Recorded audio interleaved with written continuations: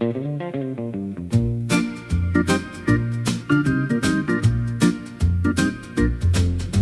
listening, keep learning, the Tom Daniel Show.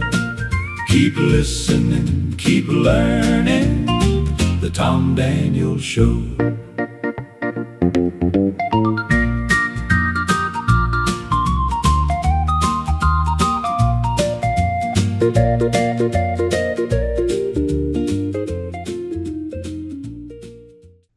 You're listening to the Tom Daniel Show, and I'm your host, Tom Daniel. This is shaping up to be a long one because I'm not sure I can make myself stop once I get rolling here.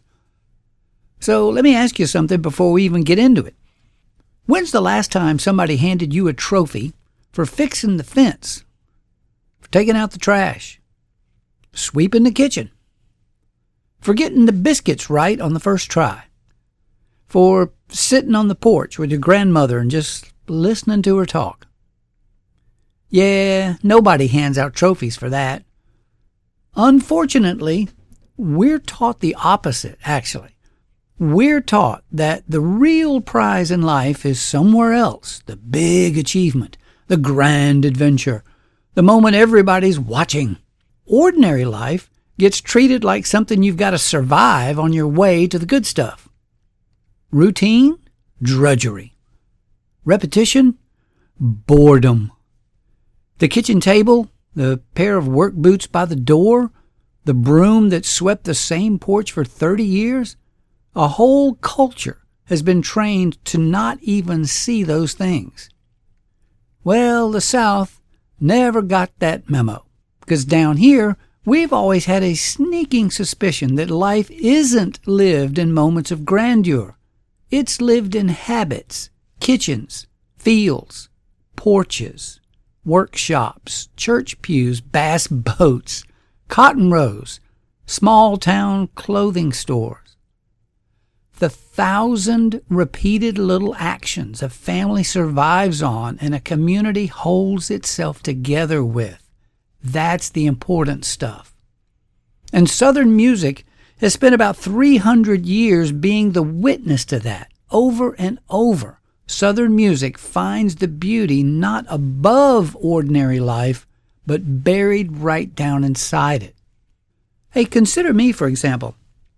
As a musician, I was conditioned to believe that the only practical goal for any and all musicians was to make it big. For me, that was playing guitar in front of packed crowds of people yelling out my name. I mean, that was the dream. That's the only point to even play music, right? To make it big. I was even taught to believe that when I obviously wasn't going to make it big, that teaching music was a fallback.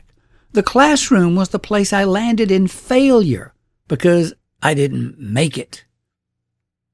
And then one day, in my second year of teaching music to kids at Vaughn Road Elementary School in Montgomery, Alabama, I walked through the cafeteria carrying my guitar on the way to the music room. When the kids saw me stroll through, they started calling out my name. And so I stopped to lead the entire lunchroom in a rousing rendition of Cooties and the Bedbugs.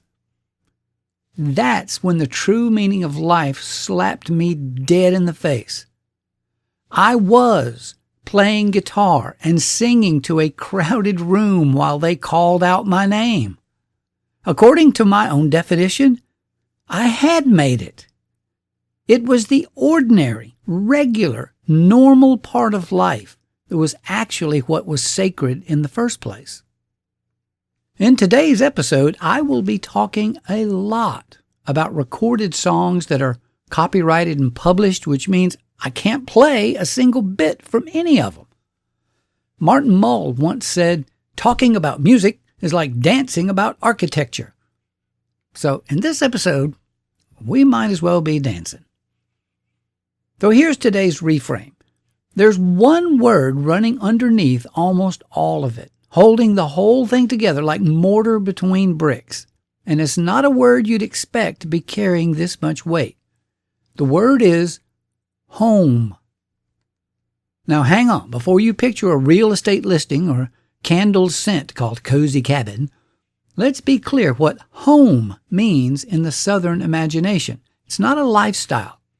It's a trinity. It's three things: the land under your feet, the house raised on it, and the church that consecrates both. All three things are inseparable. That's what home is in the South. Land, house, church. So let's take them one at a time. First, let's look at the land that holds you.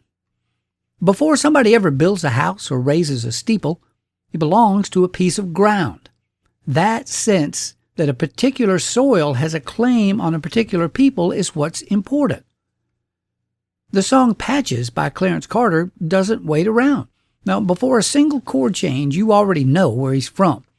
A farm in Alabama, back up in the woods, so poor and patched together that his own name became a joke the neighbors made without meaning any harm by it. Now, Clarence Carter didn't even write the song. General Johnson and Ron Dunbar did for a soul group called Chairman of the Board, and Carter, who was blind since childhood, almost turned it down. He worried that a black man singing something so soaked in hardship might sound like surrender. But that song wasn't surrender. A dying father hands his son the weight of a whole family and a whole farm in the same breath. And the boy picks it up, because in this song, the ground and the family standing on it were never two separate things. You take the land out of Patches, the whole story falls apart. The dirt is the plot. And now take the country gentleman's song, Legend of the Rebel Soldier. It was written by Charlie Moore and recorded in 1972. In this song, a Confederate prisoner is dying in a Yankee cell, a preacher standing over him. And the dying man's last request isn't about heaven in general. It's more about geography. He doesn't ask if his soul will be saved. He asks if his soul will be allowed to pass through the South on its way to glory, back through Virginia, over the hills of Georgia, across the fields of Alabama. He's not bargaining for eternity. He's bargaining for the land. Whatever you think about the war that put him in that cell, and I know people are going to think different things, the song itself was never about the war. It's about a man who can't picture an afterlife that doesn't run through the Southland first. That's how deep this runs down here. Even dying men reach for a map before they reach for heaven. And then, all right, you knew this was coming. There's Leonard Skinner's Sweet Home, Alabama. About as close to the South gets to a national anthem. And here's the part everybody knows. It, of course, started as an argument. Neil Young had just released two songs, Southern Man and Alabama, painting the whole region with one broad brush. Ronnie Van Zant and the band wrote Sweet Home Alabama in 1974 largely to answer him back. Not to deny the sins of the past, just to refuse letting somebody stand outside the ground and get the last word on what that ground meant to the people standing on it. They call out the governor in that song, and Watergate almost like a dare. Then pivot straight into blue skies, Muscle Shoals, and a plain, unembarrassed love for one particular stretch of dirt. It's not a rebuttal built on facts. It's a rebuttal built on belonging. And down here, belonging has always been the stronger argument. So that's the land. Southern music's first commandment. You don't just live somewhere. You belong to it. And when somebody dies or gets exiled or gets accused, the first place Southern music reaches to make sense of it isn't a feeling. It's a place. It really is astonishing to me how much Southern music is simply about the land. So now let's move on to the house. If the land is what a people belongs to, the house is where that belonging shows up every single day. Take the Miranda Lambert song, The House That Built Me. Tom Douglas and Alan Shamblin wrote it years before Miranda Lambert ever heard it. It was pitched first to Blake Shelton, who was dating Lambert at the time. She heard the demo in the passenger seat of his car and started crying her eyes out before the song was even over. That's not a footnote, y'all. That's the whole point. Douglas and Shamblin built this song out of almost unbearably specific detail. A live oak with a dog buried beneath it. A back bedroom upstairs where a kid did homework and first learned guitar. Why so specific? Because the universal feeling only shows up by way of specific rooms in the house. Lambert's own family lived through years of real instability in Texas before rebuilding a house from scratch.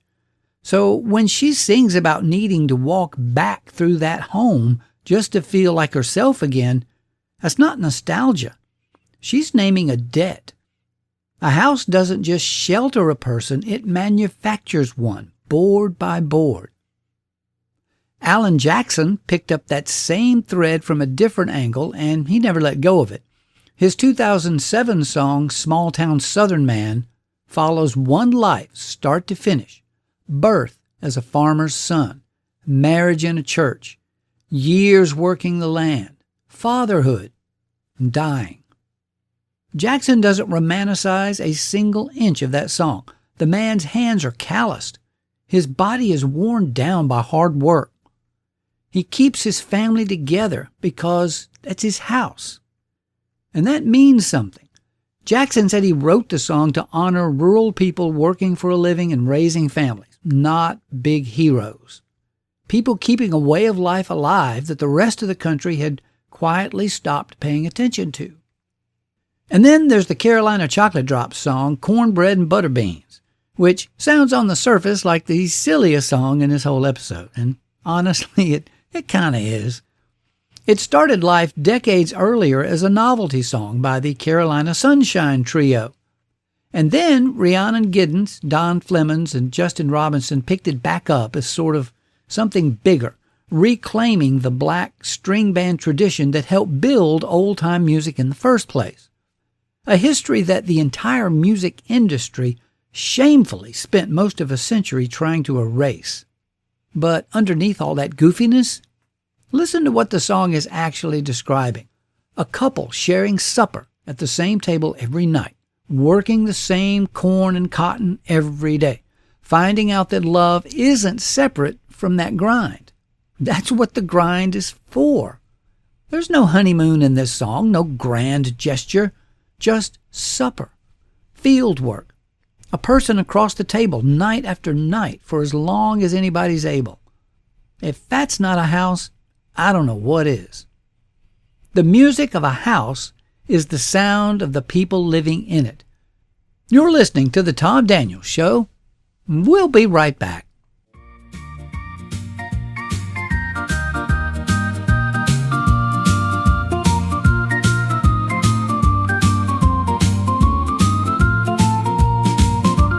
What are you waiting for?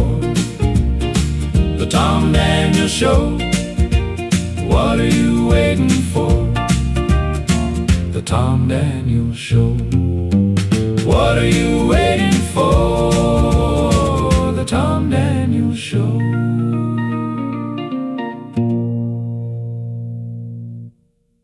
Welcome back to The Tom Daniels Show, and I gotta say, Mary Mac played that theme song this week like every one of them grew up at the same kitchen table. There was biscuit dough on that arrangement somewhere, I'm pretty sure. Mary Mac is the world's most perfect band. Now, we've covered land, we've covered the house, and now for the third piece of the Trinity. It's the one that ties the other two together.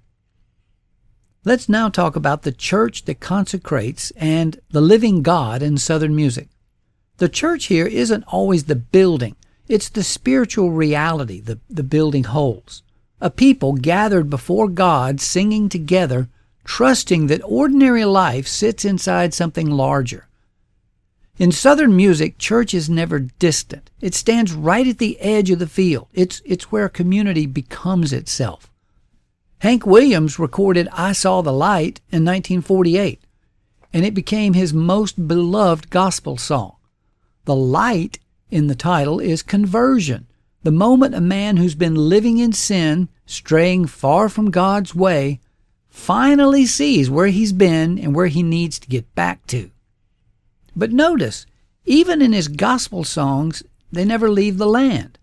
That church is inseparable from mother, from childhood, from one particular patch of ground. To long for it is to long for everything that shaped you. Now, the Carter family song, Will the Circle Be Unbroken, carries that same conviction, but it pushes into the hardest territory that there is, because this one isn't about longing for the church. It's about watching church happen at the worst possible moment. Someone watches her mother's body carried out to the waiting hearse. The wagon pulls right up to the house. The family stands together in the yard, asking the same anxious question over and over. Will the circle hold? The song answers quietly, with real sorrow, yes. Whatever the circle held together on earth, it keeps holding together in heaven. Home isn't interrupted by death in the Carter worldview. It's completed by it. And so now let's take that same idea but push it to the starkest edge. Ralph Stanley grew up in the coal country and the hollows of Southwest Virginia, raised on the a cappella singing style of the primitive Baptist church. No instruments, no harmony to hide behind. Just one unshielded voice carrying the whole weight of the song. That's exactly the choice he made recording O Death for the O Brother Where Art Thou soundtrack in 2000. The song itself is centuries old, its author's long lost to memory, and its premise is about as unflinching as Southern music gets. A man standing face to face with death and having an argument. The man's asking for one more season, one more chance, just one more year. No fiddle to soften this music, no melody underneath to distract from it. Just a voice standing at the door of the very tradition Williams and the Carter family sang from. Same church, but none of the comfort handed out yet, none of the resolution promised. Because before any circle can be unbroken, somebody's got to stand in that doorway first and reckon honestly with the fact that it's going to break. Conversion, completion, confrontation. 3 different postures toward the same reckoning from 3 different corners of southern Appalachia. Same church, same insistence that the sacred lives right next door to the ordinary, even at, and especially at, the very end of it. And now, Southern music didn't build this vision of the sacred ordinary in a vacuum. It built it in contrast to a whole different tradition, one headed in the exactly opposite direction. And it's worth naming that plainly because the contrast is where the reframe really lands. Most non-Southern American popular music treats ordinary life as the problem, not the answer. The self is the main character, and the self's job is to escape. Take Bruce Springsteen's Born to Run. It might be the most honest confession of the whole Northern mythology ever written. To Springsteen, home is the thing you've got to outrun. The town is the trap. The road is where you finally get to be somebody. Of course, he was singing about escaping New Jersey, and really, who can blame him for that? Billy Joel built a whole career on suburban restlessness. Classic rock, almost without exception, treats leaving as liberation, and coming back home is a defeat. You know that drifter that Hank Williams warned you about? Unmoored, diminished, cut loose from the ground that made him? Take that same guy up north, give him a leather jacket and a motorcycle, and suddenly the broad rock tradition makes him the hero of the story. And turn that same escape instinct now toward love, and you get the Rolling Stones song Satisfaction. Released in 1965, mostly a Keith Richards guitar riff he woke up with in the middle of the night. And listen to what the song's actually about, though. Not love, not really. It's about wanting, restlessness, a man chasing one thing after another, a girl, a jingle on the radio, a cigarette, a feeling. and never once landing on it. The title's not a boast, it's a confession. He can't get any satisfaction no matter what he tries. There's a lesson in that. There's no kitchen table in that song, no family gathered close, no worn threshold two people have crossed 10,000 times. Just desire, and desire's disappointment, and the self, alone with both. Now turn that same instinct toward God and you get Leonard Cohen's song, Hallelujah. Cohen spent years writing this song, reportedly landing on something like 80 verses before he ever recorded a note.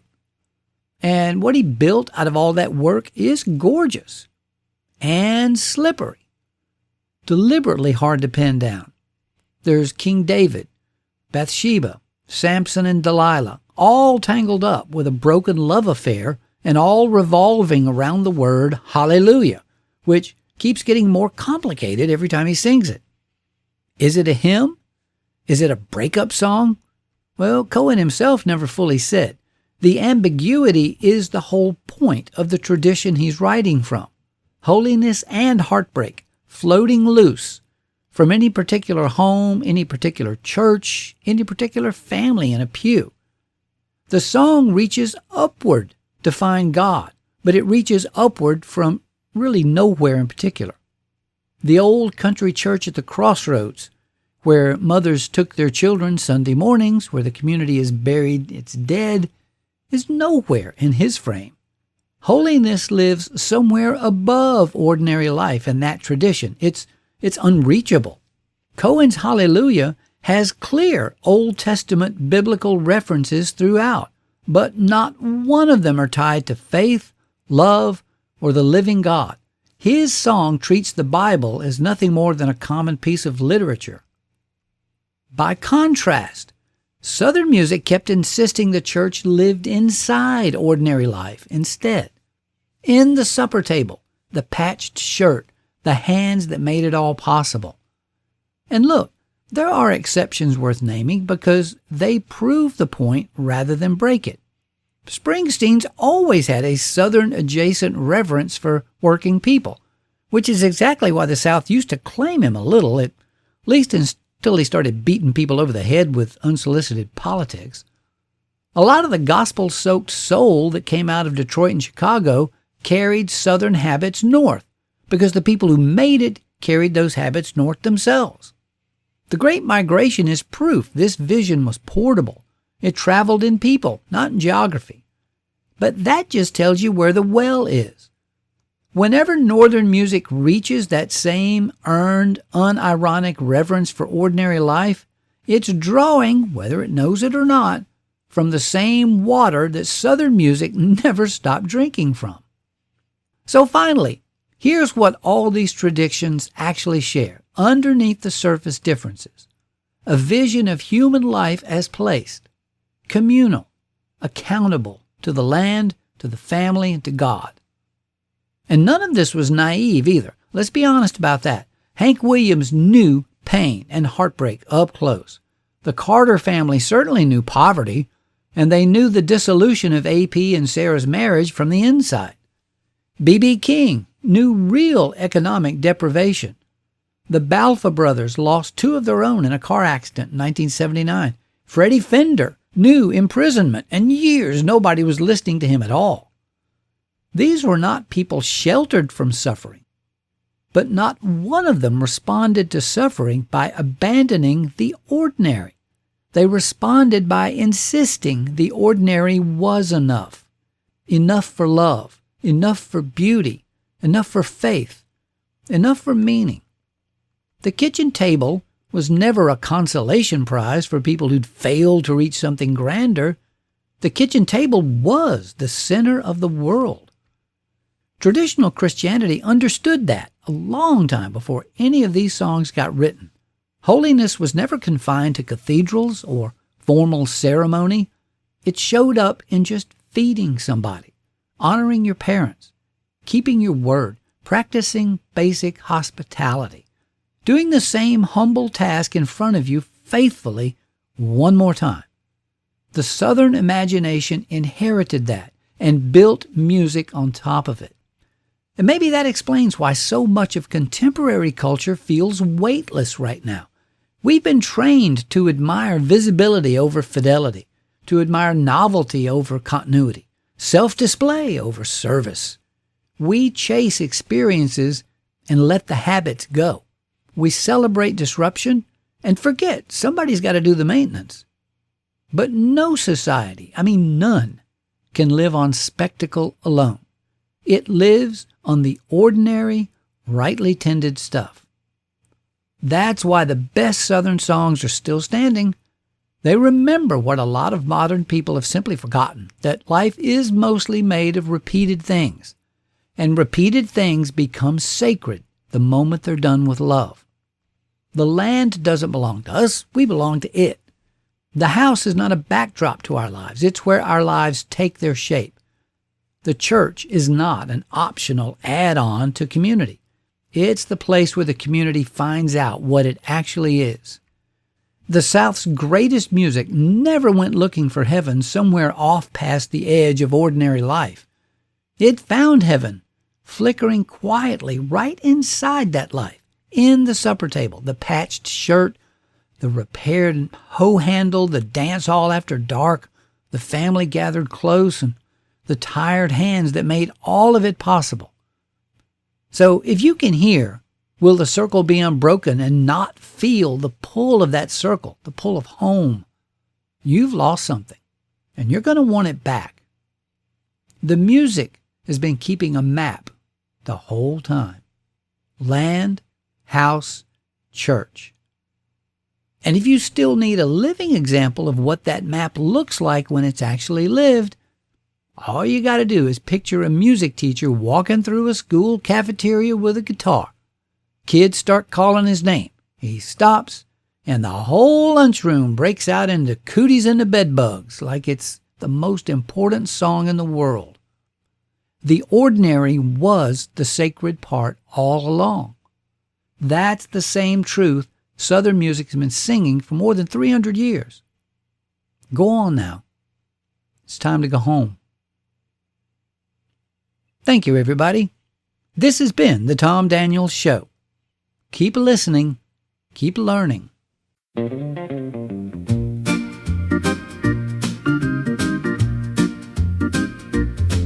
Keep listening, keep learning. The Tom Daniels Show. Keep listening, keep learning. The Tom Daniels Show.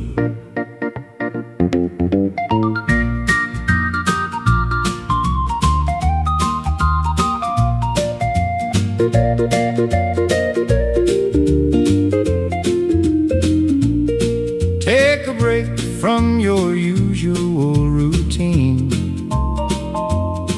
and tune in to the Tom Daniels Show. You'll discover the world of melodies and stories that you might not know. Keep listening, keep learning. The Tom Daniels Show. Keep listening, keep learning. The Tom Daniels Show.